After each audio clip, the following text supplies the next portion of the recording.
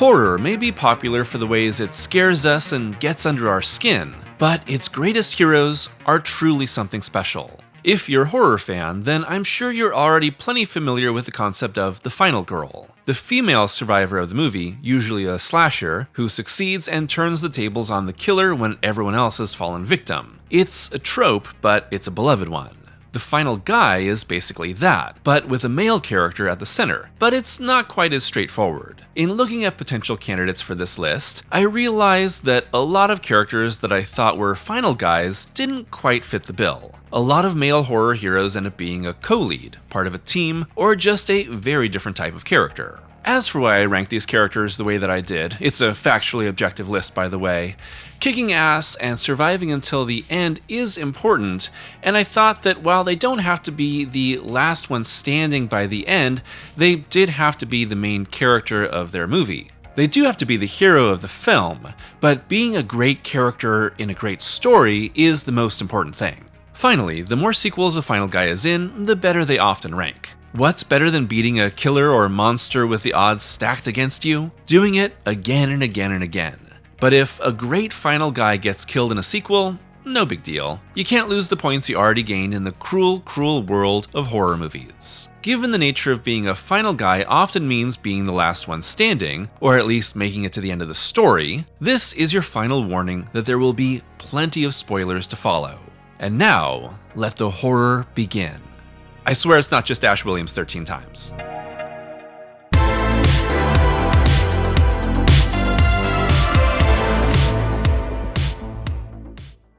At 13, Jim Halsey from The Hitcher, played by C. Thomas Howell and appearing in one movie. A horror hero is only as good as the monster they fight, and in The Hitcher, we get one of the all-time great, nearly mythic horror villains in the form of Rutger Hauer as John Ryder, a serial killer that targets anyone who gives him a ride. The latest target is Jim, a young man delivering a car across country who makes the mistake of giving him a lift. And while Jim initially escapes from Ryder, he's soon caught in an escalating cat-and-mouse chase up and down deserted highways in a fight that forces him to lose his humanity to survive. I think The Hitcher is good, but not great. Honestly, it gets a little too insane by the end with the giant cross-country chase and everyone getting blown up and helicopters and all that sort of stuff, that it's a little hard to still buy into with what was originally a really grounded story at the start. Still, I think that Jim is a really good character and a great foil against Rutger Hauer's Hitcher. And yeah, Jim isn't exactly the brightest guy, he falls into a lot of traps, and really should kind of just make his way out of this whole situation early on. But what I like about him is that besides being the only one that survives the Hitcher's madness, is that he essentially becomes as crazy, as dangerous, and as dark as the villain by the end to survive. I think The Hitcher is good, but not great. Honestly, it gets a little too insane by the end with the giant cross-country chase and everyone getting blown up and helicopters and all that sort of stuff, that it's a little hard to still buy into with what was originally a really grounded story at the start.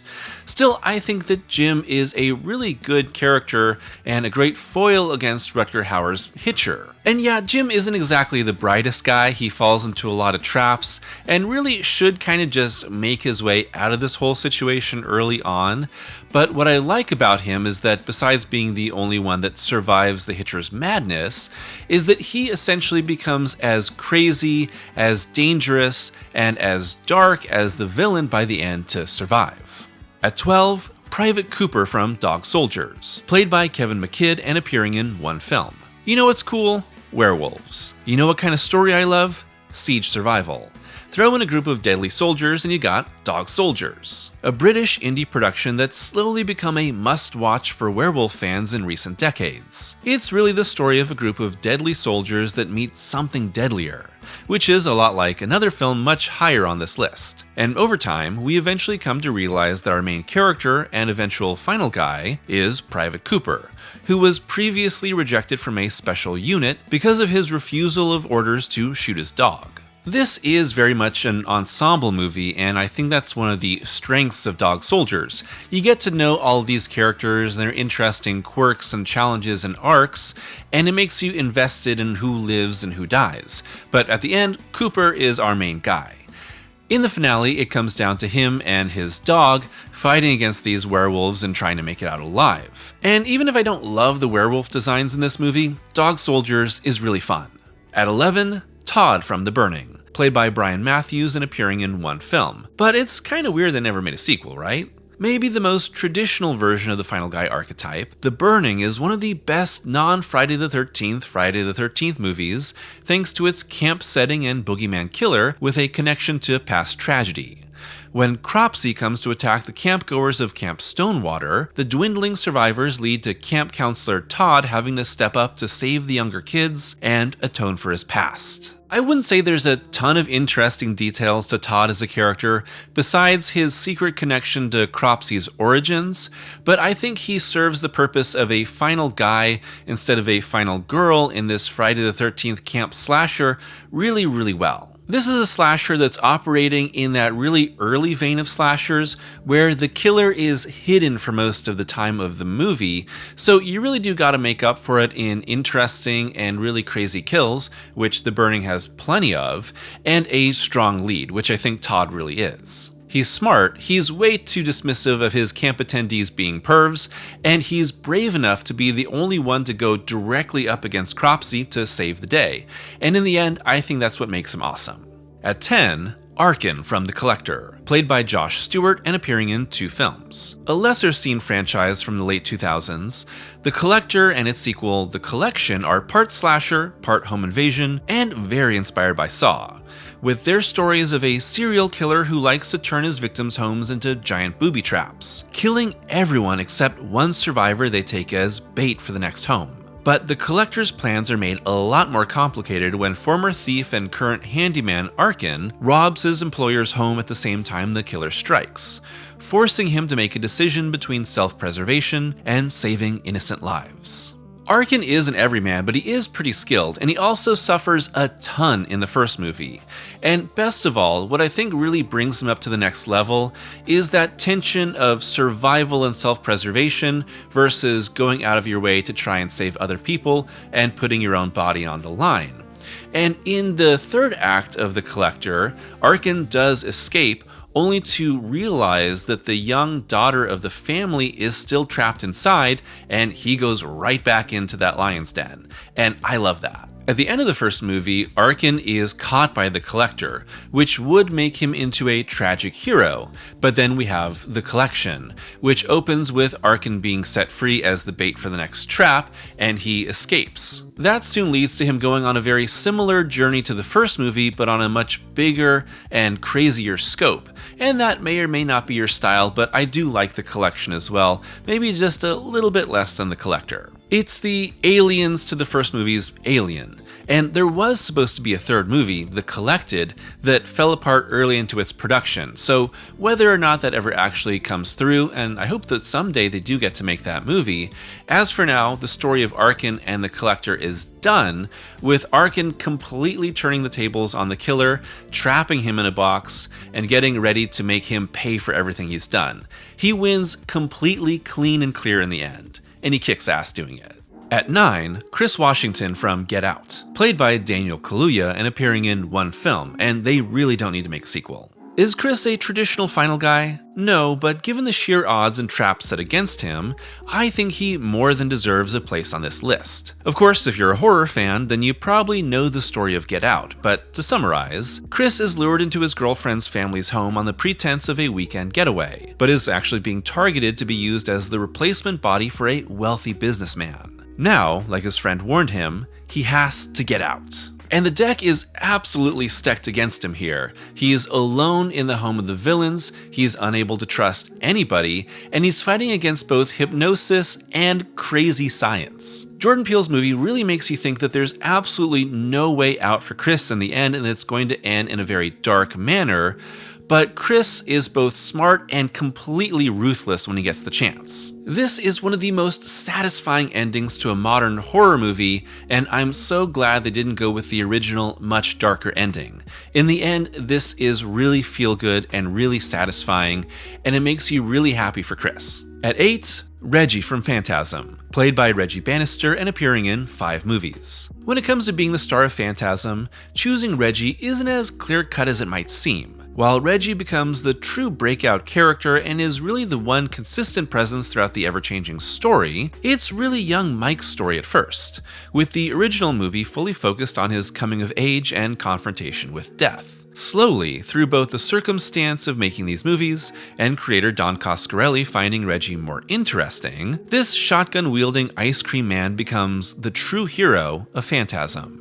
And man, these movies are so weird. Reggie is really the third most important character in the original Phantasm, and then he's sort of elevated to co-lead in 2, and then mostly lead in 3 and 4, but 4 is kind of all over the place, and then is sort of the big emotional through line in 5. But most of all, what I like about Reggie is that he's totally no nonsense when he's fighting the bad guys, and then he's complete nonsense at any other time in his life. Is Reggie good at his job, both as a monster hunter and an ice cream man? I don't think so, but you really wouldn't want anyone else to have your back when the tall man shows up. At 7, Poindexter Fool Williams from The People Under the Stairs, played by Brandon Adams and appearing in one film. Easily one of Wes Craven's best films, The People Under the Stairs sees young Fool swept up into a scheme to rob his slumlord's home to pay for his mom's cancer treatment. But everything goes way worse than imagined when it turns out the landlords are cannibals who collect children they turn into psychopaths underneath their home.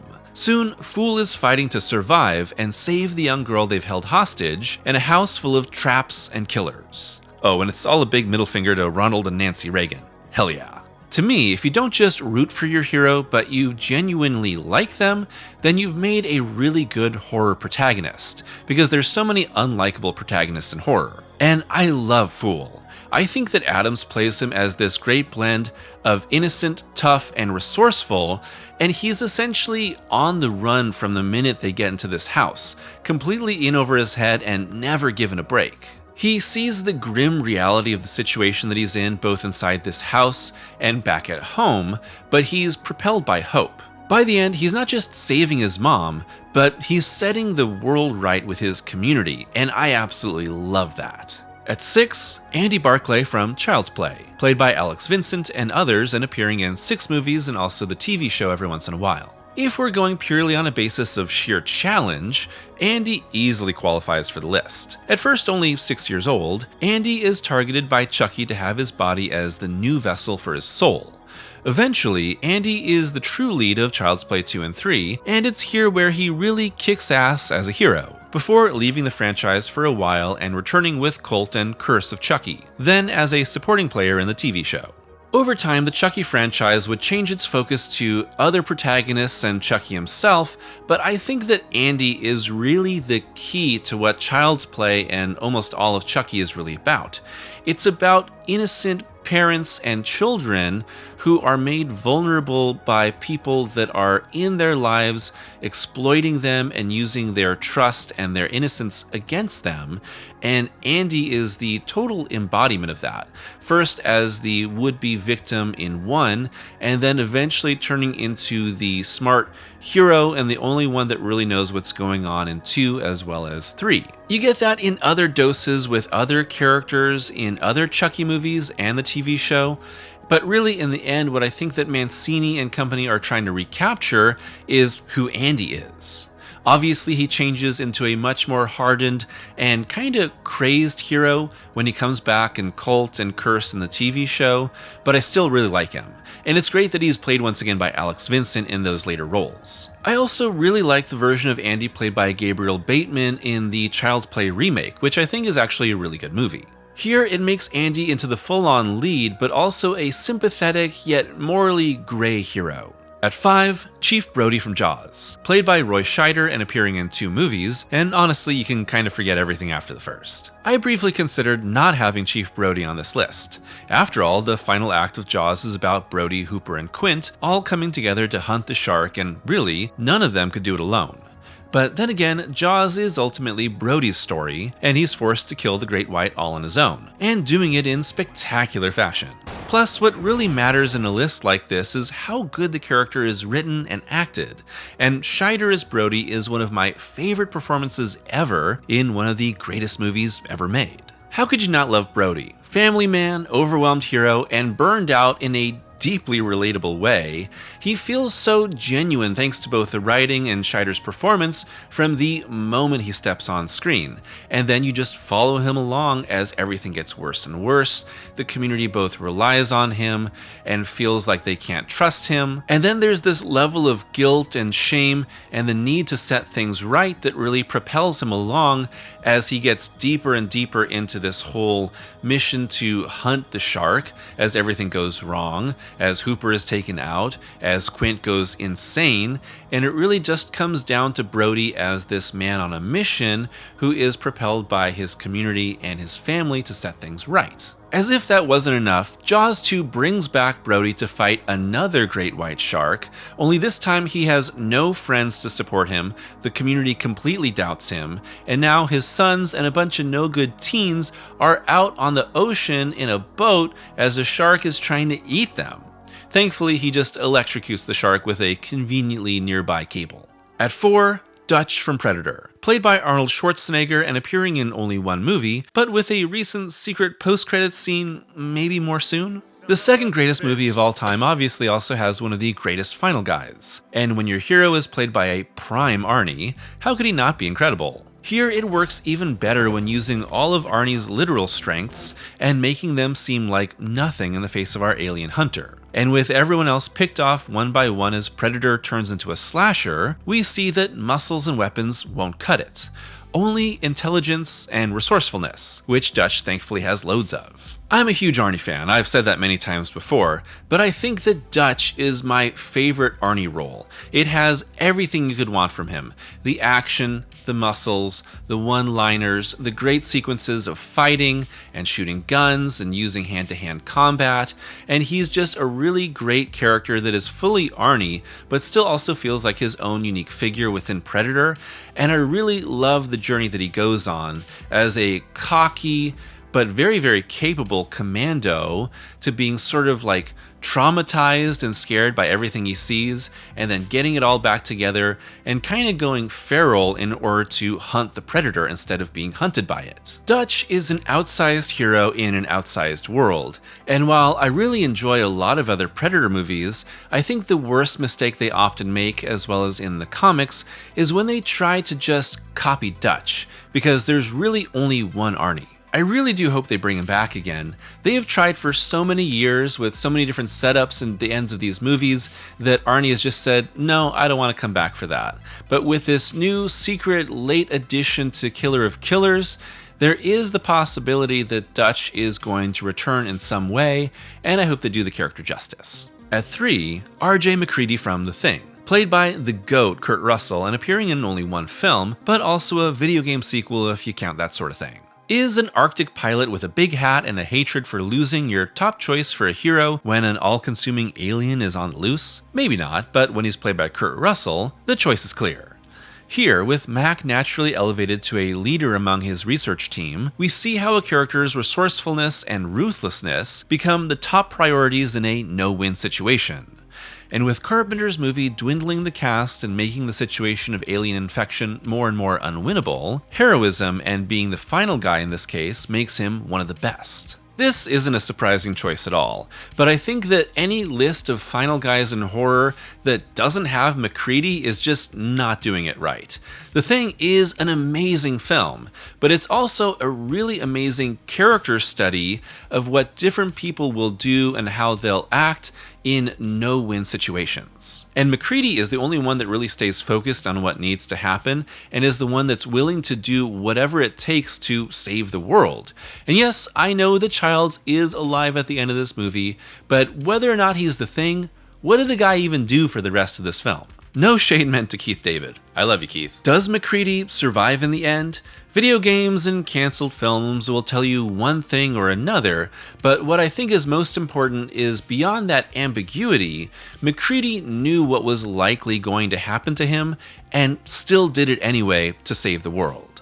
At 2, Tommy Jarvis from Friday the 13th, played by Corey Feldman, John Shepard, and Tom Matthews, and appearing in 3 movies. The Friday the 13th franchise is full of fun survivors, but none are as iconic or given as many stories as Tommy Jarvis, with his trilogy making up the backbone of what I love about the series. From his time as a young horror-obsessed kid traumatized by Jason in the final chapter, to basically just existing as a red herring in A New Beginning, to being the kinda crazy but still cool hero in Jason Lives, Tommy has a great arc that pushes him to evolve alongside Jason. And thankfully they didn't turn him into the new Jason, as was clearly the plan by the end of 5. And really, fighting Jason multiple times and living to tell the tale is a pretty big accomplishment. Jason, and Pamela if you nasty, alongside Tommy are really the figureheads of Friday the 13th. Fans love Tommy. He pops up in comics and video games and fan films, and he always comes out as the big gun and still manages to come out on top, no matter what happens. There's really no other Friday the 13th hero like him, and best of all is that he is clearly very, very mentally scarred by everything that he's been through, but that doesn't make him ineffective as a hero. In the end, it actually makes him even more dangerous and more effective in fighting Jason. He's essentially been weaponized to fight this unstoppable killer. He's a little better at what he does because he's a little nuts. But before we get to our top entry, here's a few honorable mentions that just missed the list. Doug from The Hills Have Eyes, Pat from Green Room, Luke from The Ritual, Jesse Walsh from Nightmare on Elm Street 2, Matt Hooper from Jaws, Alex in Final Destination, and Dewey Riley from Scream. And at number 1, Ash Williams from Evil Dead. Played by the one true GOAT, Bruce Campbell, and appearing in 3 movies, 3 seasons of a TV show, and honestly, the reason why I made this video. Really, how could it be anyone else? Ash is one of my favorite characters in horror and just in fiction overall. From his origins as a tormented and pretty ineffective survivor in the original Evil Dead, to his elevation as a chainsaw-handed cartoonish hero in the splatstick Evil Dead 2, to being a swashbuckling knight in Army of Darkness, and finally to being the returning chosen one of Ash vs. Evil Dead, he has it all. And while everyone has their own favorite version of Ash, there's something for everyone. And it's all because Bruce Campbell simply has it, through and through. So I had been planning to make this video for a while, especially within the last few months, but at the time of recording this video, Bruce Campbell recently came out with a cancer diagnosis that seems really, really serious. I obviously don't know Bruce Campbell personally, but I have been a fan of his ever since I watched the Evil Dead movies when I was like 12 years old and was very scared by them, but immediately latched onto them, and specifically latched onto Bruce himself, not just as Ash, but actually as an actor. And I went out and sought out like a ton of his other stuff. Bubba Hotep came out around that time. I read and reread his autobiography, If Chins Could Kill, which I absolutely love. And if you are a fan of Bruce Campbell, I say you absolutely go check that out. It is wonderful. And I've just continued to follow him along wherever he goes and whatever he does. He seems awesome, and I'm a huge fan. And of course, his return to Ash in both video games and in Ash vs. Evil Dead was a huge delight to me. Obviously, I don't know him personally. My heart goes out to him and his family, and I hope that he's doing well. But I realized that I wanted to prioritize making this video so that I could talk about Bruce, I could talk about Ash, and I could really celebrate what this character means, what this actor means to me, and show a little love to all the hard work that he's done over the years. As Ash specifically, Bruce Campbell is one of the great icons of horror. The crystallization of who he is as this character in Evil Dead 2, in Army of Darkness, and in everything that followed is just so satisfying. It's so fun. This is a character that you absolutely have to root for no matter what. Bruce has this really cartoonish but fun and compelling charisma as this character. He feels like a Looney Tune, but you still root for him.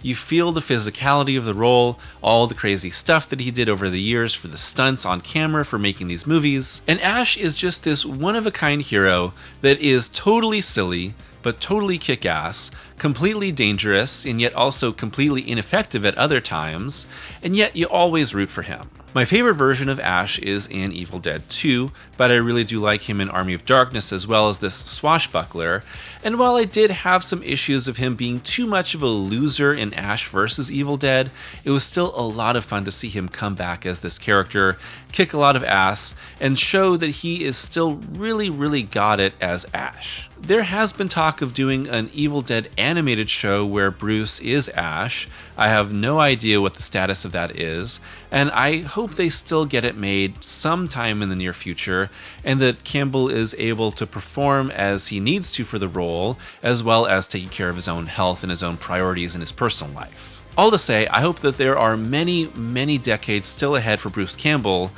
and that Ash Williams will always be with us in some form. And with that, we come to the end of our list and a look back at some of the best characters in horror history. If you like this video, let me know, because I'd love to make rankings of the best kaiju, monsters, slasher killers, and more. But the final guy will always have a special place in horror as almost a subversion of a subversion, creating some of the greatest characters in film history and kicking a whole lot of ass in the process. Hail to the king, baby.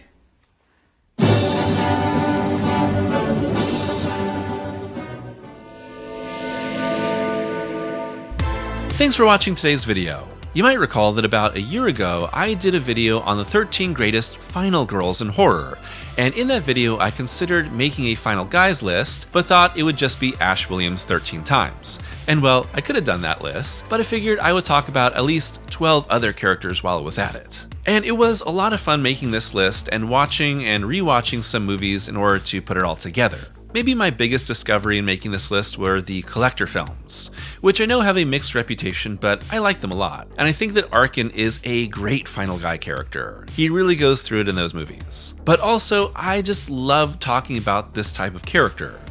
I know that people can get overly focused on the horror and themes and brutality of horror movies, but I also like to talk about heroism, hopefulness, and surviving in the face of horrible evil and terrible circumstances. And final guys as well as final girls really give me the chance to think about that more. It's positive and it's hopeful, and I really enjoy living in that. I'd love to hear your own personal favorite list of final guys, as well as any other final girls that you think deserve attention, as well as what you think about doing other best character countdown lists in horror like I mentioned, such as kaiju, monsters, and slasher killers, among other types of characters. As always, a huge thank you to my members and patrons for their continued support, and if you'd like to be a patron or member, it's only $2 a month for early access to every video and exclusive reviews. So until next time, I hope that you're taking care of yourselves and taking some inspiration from these final guys.